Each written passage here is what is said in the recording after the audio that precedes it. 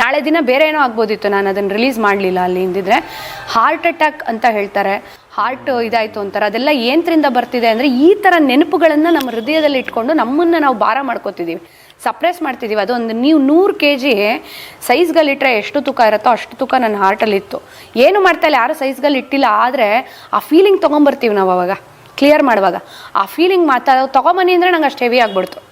ಆಮೇಲೆ ಏನೇನೋ ಹೇಳಿ 10-15 ಟೆಕ್ನಿಕ್ ಆದಮೇಲೆ ನನಗೆ ಒಂದು ಸಲ ರಿಲೀಸ್ ಆಯ್ತು. ಅದು ಅವ್ರು ಮಾಡೋರಿಗೆ ಟೀಚರ್ಗೆ ಭಯ ಆಗಿಬಿಟ್ಟಿತ್ತು, ಏನಿದು ಅಂತ. ಉಸಿರಾಡೋಕೆ ಆಗ್ತಿಲ್ಲ ನನಗೆ.